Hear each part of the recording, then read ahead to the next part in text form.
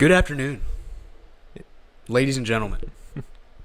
This is the Mostly Mavs podcast, the first piece that I've made at all for any media things. I'm Caden De La Garza. This is my brother, Jack Gayhart. I'll give him time to introduce himself to y'all. My name is Jack Gayhart. I am a junior in college at Houston Christian University. I'm a student assistant on the football team. I coach wide receivers, and I am a major in kinesiology with a dream of being a full-time college football coach. There we go. I'm Caden De La Garza. I'm a student at the University of Oklahoma, the Gaylord College of Media. I'm currently majoring in journalism with a minor in communications. Is that what they call it, the Gaylord? They call it the Gaylord. The Gaylord. The Gaylord, got the gay heart, you know. It's just a bunch of happiness over here. So, yeah, I want to be a journalist for the Mavericks one day and be taking a step towards that.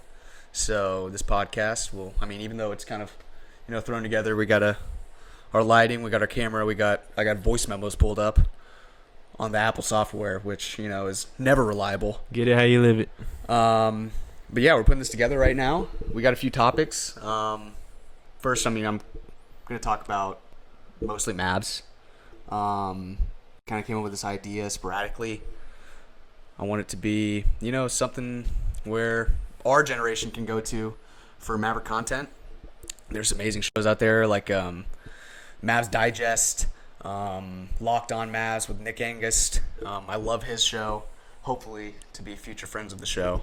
That would be awesome. Slightly biased. He's hilarious.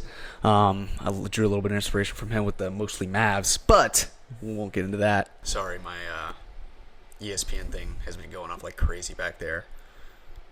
We'll just leave it, for comedic relief. But to get back to it, yeah, X, Instagram, YouTube. I'll post pods. I'll send out reports on the Mavericks. Maybe do a blog or something like that where I can show off my writing skills. And just, get out information to y'all at all. Any hot takes or something like that. We're going to get into a few hot takes. So today we got our initial thoughts on the Luka trade, what the future would have looked like in our minds with Coop versus Luka. 80 trade scenarios. Jackson gave his thoughts on those. I have a few written up. And we got the GOAT debate, which is going to be very interesting with a little twist. Okay? And I'm very... Don't give him a sneak peek. very compassionate about very compassionate about my GOAT debate, and I have very strong opinion towards my side of the argument. So he actually stay tuned. He made me think of it. He made me change my my order of things. Actually, got in on a banger. Okay. So our initial thoughts on the Luka trade, Jack. Let's hear yours first. Where were you? What were you doing? Okay. What were your thoughts? So, what I didn't mention about myself is my first 2 years of college, I was at Texas Tech University, and I was in my apartment, in my bed, about to go to sleep. Twitter hits. The Dallas Mavericks have traded Luka Doncic and Maxi Kleber for Anthony Davis, Max Christie, and one first-round pick? One first-round pick in the year of 2029. And we were just coming off this season. This was the 2024 season. We just came off the 2023 season, which was we didn't win the championship, but that was my high as a Dallas Mavericks fan. Me and Caden spent all summer watching the playoffs together, and just that run against the Clippers, the Thunder, the Timberwolves. That was my favorite moment as a Mavericks fan. Just all the moments, and I really thought we were close with Luka to going off the edge and winning the finals. And then we had slow start to that season. Luka was banged up. That's okay. And then we just traded him. Did you like the philosophy behind the trade? At the time, no. Yeah. I was like, what are we doing? Like this, you can still, there's still arguments that it looks bad because the guy's averaging 35 right now. You look at it, you have a team where, Luka's the offensive engine. We have Kyrie as a set piece on the side that can create offense whenever Luka's out, slide over to the point guard position. We have two rolling bigs. We just traded for Gafford and PJ. PJ brought us so much defensively. He was an amazing role player. Derek White level role player, MPJ level role player at the time. Yeah. And the team looked complete. And we had our system. We had everything. The high pick and roll was clicking. And, I mean, Luka's calf strain, of course, with injuries, the weight stuff. I understood it. And 3 days later, I'll just start where I was. So, yeah, I was in my apartment playing 2K with the boys. And they're all OKC fans. Just to give you that. They're all OKC fans. We're in the party. Bunch of OKC kids. That makes things worse. And then I get in my ear, somebody's like, "Oh crap, dude! Luka Doncic just got traded for Anthony Davis." Yeah. Like, what are you talking about? You're joking.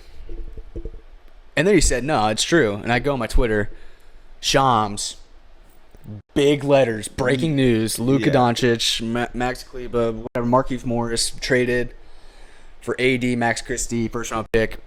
Everybody was calling. I just got so many calls on my phone. You called me. My dad called me. Everybody called me. And I was just in shock. I'm like, what is going on? I don't understand it at all. And then the days come out. They have the press conference in that stupid little room in Cleveland where Nico Harrison's talking like he's just like freaking God. Big dog. Like he knows what he's doing. But I would say 3 days went by. I went back and I watched that Celtics series. And then game 4, whenever Luka went down, and he was yelling at our bench, and he was just like, "Challenge the call!" I'm like, dude. There was no defense. They were going at him every play. And then I realized, I was like, okay. We did not get enough at all. But I understand it. Yeah. And I kind of liked it. I can't lie. I kind of liked the trade. Like that playoff series, or the whole playoff run, the whole big thing was Luka not playing defense and how he was like kind of unwatchable because he would just like complain all the time. I remember when that news hit, one of my roommates at the time, who is also a Dallas Mavericks fan, was freaking out. I'm getting text messages, calls, just like you were.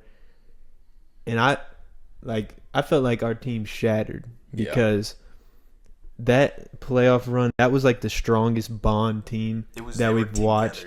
Luka and Kyrie are still best friends. They were together. We had PJ, who brought all the energy. We had Markieff Morris, who never touched the floor but was just the man on the bench. He controlled the locker room. And hey, wait. Don't forget about Dwight Powell. Don't forget about... Wait. Caleb Martin... He's grown on me a little bit. Is he? He's grown on me. He has. When he first got on the team, I was like, this dude doesn't look interested at all. He doesn't look like he even wants to be here. But recently, when I've seen, he's like getting hype on the bench. So he's getting hype on the bench. I was thinking about it earlier that he's getting closer to my good side. But it's just like whenever he's got to do more on the court. Whenever he touches the ball, I feel like he just has no idea where he's going or what he's doing. Every time I've seen him get the ball, he's gonna shoot it. Yeah, it's gonna be that hitch out of the corner. He's gonna run in transition when we don't have the numbers, and he's gonna go for a layup, and he's probably gonna miss. He's gonna miss it. He's gonna turn it over. But sometimes you gotta have somebody that you just love watching. Yeah. Dwight Powell's always been that for me. Dwight Powell has been playing pretty good this year. Not bad at all. His minutes are good. He's been stepping in when AD's been down, and we lost Lively. We had Gafford out for a little bit. So he was really our big man for a little bit, and I feel like he's doing a good job. He's doing a great job. He's filling in properly. But I did kind of like the trade. I can't lie. I did like it for a little bit because we were going in this defensive philosophy where defense wins championships. We already had an amazing rim protection unit. Yeah. And we add Anthony Davis, and people forget at the beginning of that season he was an MVP candidate. Yeah. I feel like every season he starts the league with being an MVP candidate. Not this year, but I still think about it today. What the future would be like with Coop or with Luka. Using that, let's segue into what we think about the future with Luka or Coop. So with Luka, obviously, the offense is there. You're going to be one of the better offenses in the league just with him automatically on the court because of the way he can score and the way he facilitates and the gravity that he pulls to himself. But defensively, having him out there and having to build a lineup and always have a lineup with defenders around him is way more difficult when you have Coop that can really guard 1 through 5. Yeah. Which 94 feet too. Like he can. Like he's and like Luka's athleticism, I feel like wouldn't be very substantial for a long period of time. It's gonna it's eventually gonna diminish. And Coop looks like the best athlete on the court, no matter who we're playing, what day it is. He can guard 1 through 5. He can handle the ball. He's obviously not the scorer that Luka is, but I still feel like he pulls that kind of gravity because of people know what he can do. Yeah. So I feel like the future is bright, being able to, because with him you can be a you can be a defensive team and an offensive team at the same time. You can be a defensive team and an offensive You can team. bring in your defensive unit around him. You can bring in your offensive unit around him, especially whenever Kyrie comes back. And I mean that shows too because we put in those defensive lineups right now, and it's kind of like the Thunder where we're able to go on runs. We go on runs from behind, but when we put those defensive lineups in, we have, let's say, we're having Coop out there. He's possibly running the 1, and we'll have PJ. We have Najee, and then Gafford or AD Or the double big. We ran the double big a few nights ago, and it looked really good against the Nuggets. Yeah. But it was honestly the first time it's ever looked good on the court. Yeah. Which just surprises me every single day. I've always wanted to be efficient at that double big, which, is a plus for our future with Coop. With AD, it's assuming that he doesn't get traded within the next 2 days. Yeah. With Luka, that offense is going to be there every game, but the defense is not. Yeah. I thought he was going to be a guy that retires around like 32, 33, 34. Like, he's not a guy. You see the way he plays, his knees are going to go. Yeah. He's got amazing breaks, but those brake pads, they have a lifetime. Yeah. Like, they have a lifetime. They don't have a warranty. Sure. Those type of players, where they're so good at something physically, they usually take that negative impact on their future and their ability to stay consistently healthy. Luka was showing signs of that, so I think our future would have been, not as good as people would have said it was going to be. But with Coop, dude, this kid is good. Yeah, and the difference between them that I see is when Luka would get in a slump, or they were attacking him defensively, or they were just straight up blitzing him and not letting him get to his spots and whatever, you felt like he would get in himself and lose the drive to play kind of. But with Coop, he's just, what I've seen, he's just puts his head down and goes no matter what. And he's confident. He's going to continue shooting. He's not going to, but the thing is with Coop and Luka thinks that he has to shoot out of it. Yeah. Sometimes. Yeah. Or he has to shoot out of it, or he has to force something. Coop is so good at realizing, all right,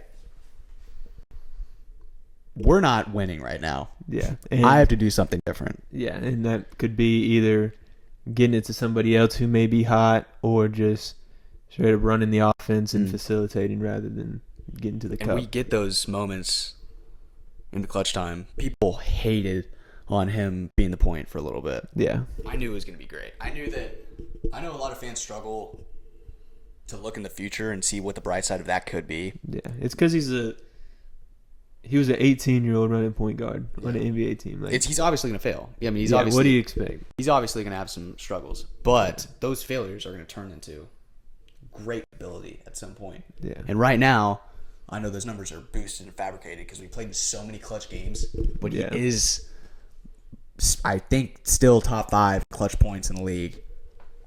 He's able to really play in the clutch. He's our point guard a lot of times in the clutch. And they can't stop him. He gets to the line. He gets to the left hand. He gets that mid-range jumper. Yeah, that left hand is nice. The 3 is falling. It's been falling for the past few days. He's got the X factor for sure whenever we really need it. I think the future looks better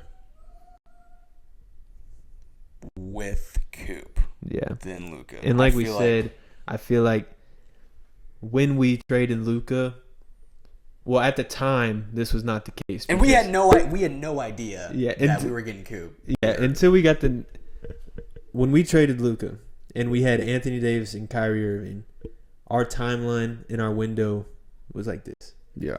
Then we got the number 1 pick, and now it's all the way up here just because of luck. How NBA ready he already is, and how easy it's going to be to continue to build around him because of his ability to do everything. Play offense and defense rather than build around a guy from Luka who might always be banged up, might be slowing down, whatever the case may be. And then with that, the future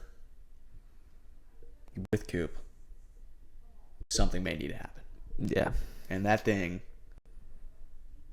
is trading AD. Which I think needs to happen. You think need to happen? Yes, I do. I've always gone into it with like a 60-40 thought process because apologies, we had some technical difficulties. Hey, that's going to happen on the inaugural Mostly Mavs podcast. Yeah. But here we go. So, segueing in from the future with Coop versus Luka, we're going to go into what needs to happen if of course, we're in the Cooper Flag era. Yeah. The Dallas Mavericks. What needs to happen for Cooper Flag's future? That might involve trading AD. Which I think 100% needs to happen. I always went into it with a 60-40, thinking that we're going to keep AD. 40% chance we're going to trade him. Dumont has said that he wants to see Coop, Kyrie, and AD together. Yeah. That's something I've always wanted to see. I need to see that before I know what we're going to trade or who we're going to trade or anything like that. But if it were to happen today, there's a few scenarios that could play out. First being my favorite. We're going to get Jack's thoughts on these. So first being my favorite, AD for Kristaps Porzingis, Luke Kennard, Asa Newell, and a first-round unprotected pick from the Atlanta Hawks. I like that as well. Okay. We replace a big with a big. And the thing is, we remember Kennard, $11 million expiring this year. KP, like 34, 35, somewhere in that range, expiring this year. Asa Newell's a future asset that we can have as a player, and then we have a future asset in our first-round pick for one of these upcoming years. Yeah. I like that. Kristaps Porzingis, you bring him back. He did not have a great first stint with the Mavericks. Do you think he's going to be happy? I think he'll be excited to show Mavericks fans that he still has it and kind of redeem himself for the first time because it was very disappointing the first time. Very. But you bring in a big who can do it with. We saw what he did to us in the finals in just a little bit that he played. Stretch the floor, work in the post, whatever the case may be. He's a great defender too. He's a pretty good interior defender. Yeah, he still is. Like people don't give him slack. He's still 7'3". Yeah, and he was an MVP, bro. Before he tore that ACL, he was an MVP candidate over the Knicks. Unicorn. The unicorn. You bring in Luke Kennard. Who the hell is Pingus? You bring in Luke Kennard, who sniper. That also gives you the ability to move on from a guy like Klay Thompson. Because you bring in another guy who can come in who's younger than Klay Thompson. We could have him in another package. Add him in another package. You can move on from Klay if he's not happy, if we're not happy, whatever the case may be. And then you bring in Asa Newell, who I think that can only help us because it'll keep our guy happy, Cooper Flag. Because they were teammates at Montverde, and not only chemistry but friendship will be there. They'll be able to be like, dang, we did it in high school, let's go do it in the NBA. And then you add on another first-round pick just for future assets that can help in any way. Some of these young guys, too, on the Rockets aren't amazing. Would it just be Anthony Davis on that I'm pretty or would sure. we give somebody else? I think for that trade it would just be Anthony Davis, but for the alternative trade from the Hawks, it would be instead of getting a first and Asa, we exchange that for Zachary Reese, which okay. first overall pick, but I mean the ceiling's there, potential's there. That's crazy that we already have 3 first overall picks on our team. Yeah, and then we'd replace one, but that's crazy. Yep. Other suitors are the Rockets. The Warriors have shown some interest, but you can't really get a good trade package out of the Warriors unless you're getting rid of we didn't like their trade packages. We don't like their trade packages. I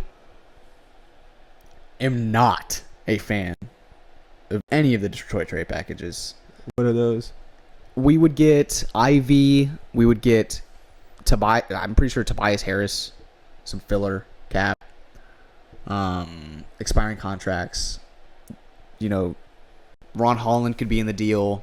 That just doesn't. I don't think that fits our identity as a team. Yeah, no. And I think we're honestly trying to find a new identity where that $45 million in cap space coming from 2 expiring deals, on top of adding a new young asset with the potential with the first round pick. I don't feel like Jaden Ivey brings us anything that we want. Yeah, he's just a downhill scorer, and we have guards like that.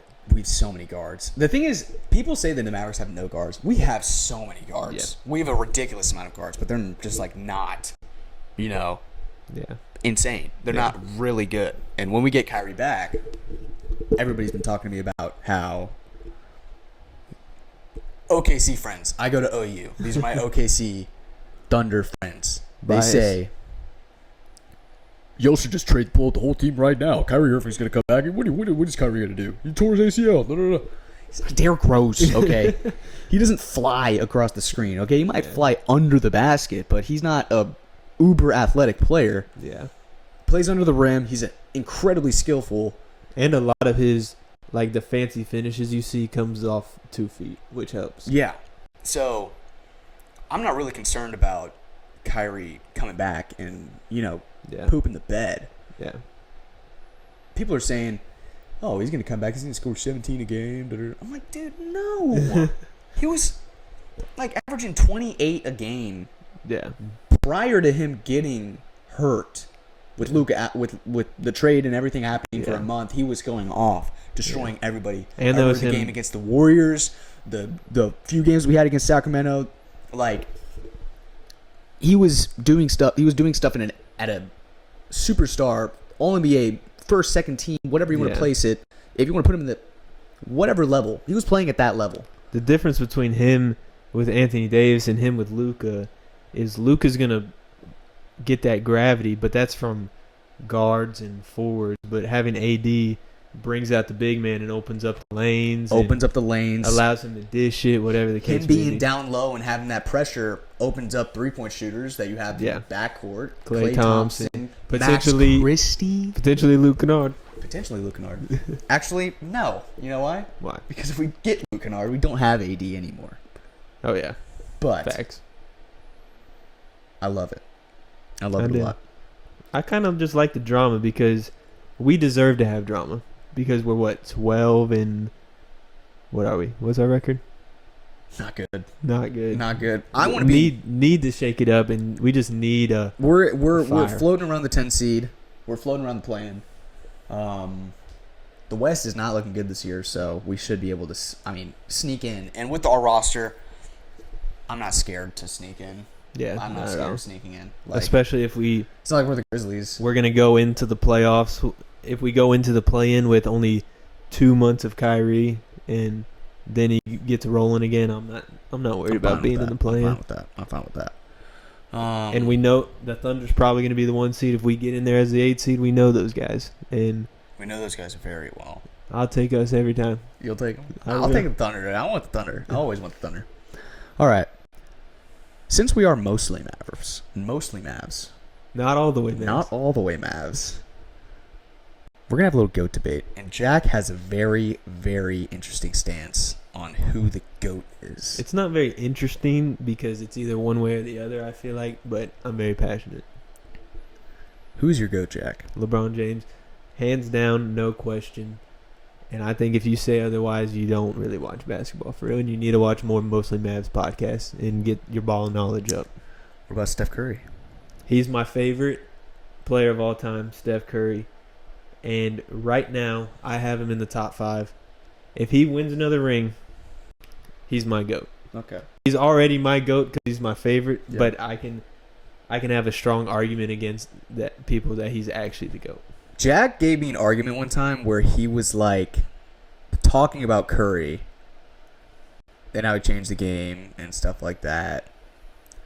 His argument brought me to put Curry 3 behind or in front of Kobe. And Kobe's honestly been going up and down my list a lot recently because of the 2 championships that he won with by himself, but he won 3 with Shaq as the 2. But I have 2 separate GOATs. Let's hear it. I'm interested. I have a GOAT. I have the greatest of all time. And I think there has to be the best of all time. There has to be the greatest of all time. There has to be the best of all time. Because there is a difference. Okay. There's a clear difference between the greatest and the best.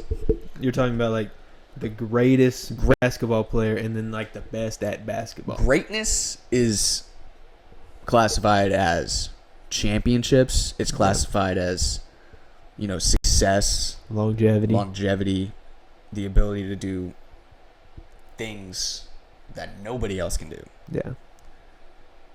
And you have to have a certain type of aura. Okay. The greatest is, no doubt, Michael Jordan. The greatest player of all time. He went to the championship 6 times. He won it all 6. He retired a dud a little bit. But when he walks into a room still today, I mean, I never watched him play. Of course, I'm 21 years old. I never watched him play, but I watched back and I watched the documentaries. I analyze people as they look at him, talk to him, talk about him. When he walks into a room, the energy changes. His aura when he walks. He had his own walk too. Like, yeah, he talked trash. He walked the walk. He talked the talk. His highlights are actually really impressive. People like to say, "Oh, go back there and look at these plumbers just rapping their." No, he was doing stuff that I don't think some of the Thompson twins could do. Athletically speaking, probably the most athletic player this game has ever seen. Maybe LeBron. Okay, maybe LeBron, of course.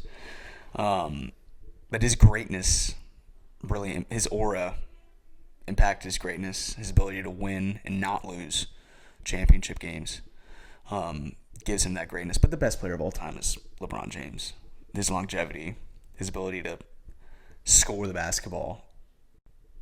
Do every everything. single year. Score the basketball, pass the basketball. Guard 1 through 5. Guard 1 through 5 for 14, 15 years of his career. Yeah. And he found a way to shoot the 3 ball.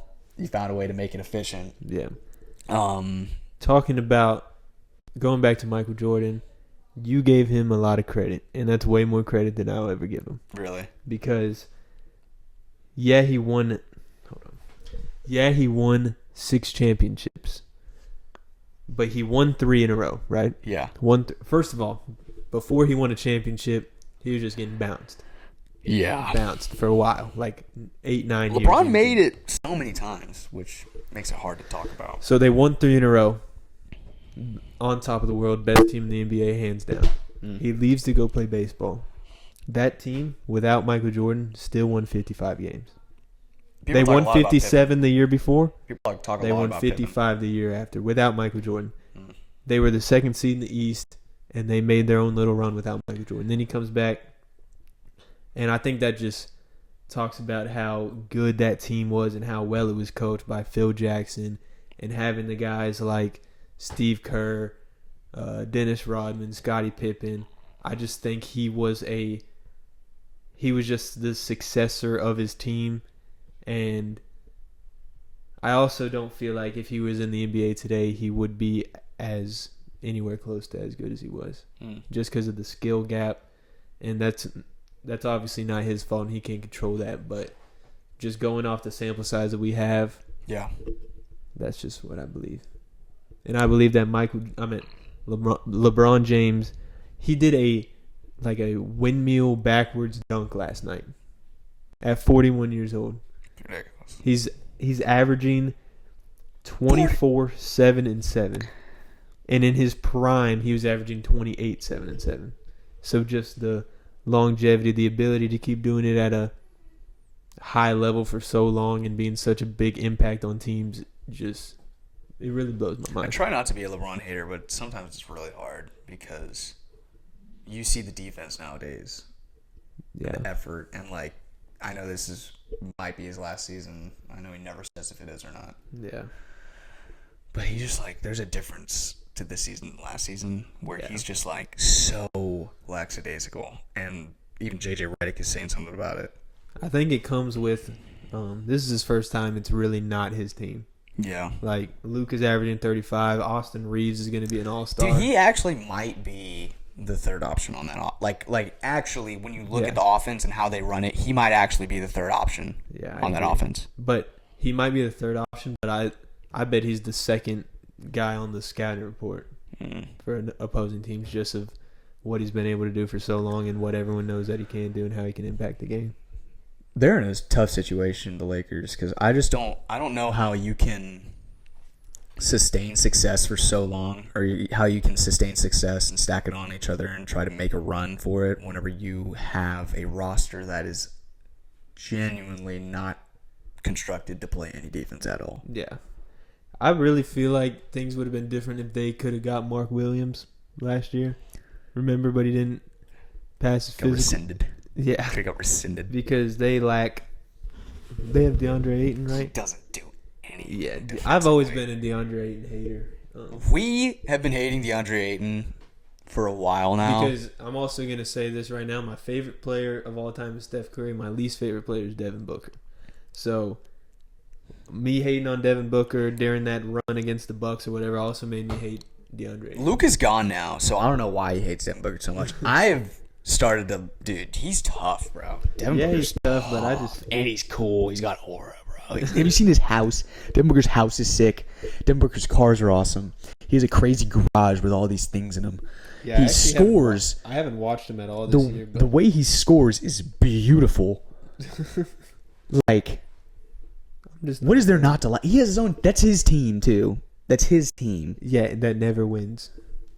But he's so tough, bro. I like him. I like him so much. Okay. I like that. I have grown a fan. I used to hate him. I used to not like him. I try to take hate out of my life. Yeah, hate is a strong word. Hate is a strong word. But I really do like Devin Booker now. Can't say the same. His PlayStation profile picture is a picture of Devin Booker in a Charmin Ultra Soft basketball jersey. Yeah, basketball jersey. Yeah. Kind of forgot about that until right now. So you should hop on the game, dude.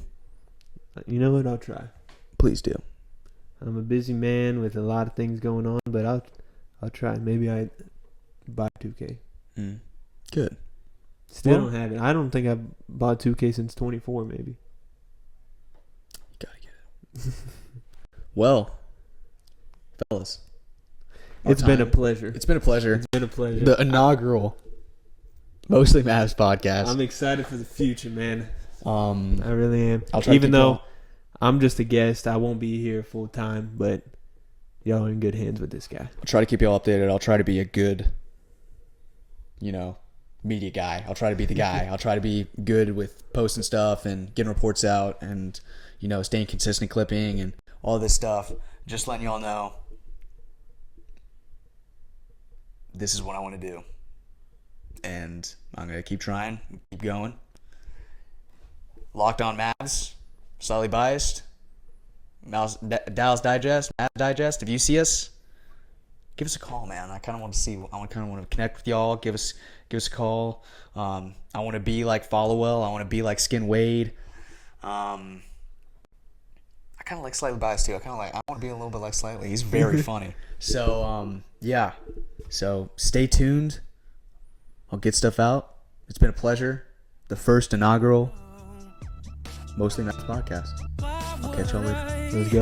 But this feeling strange. It's something that I can't explain. I tried to deny it.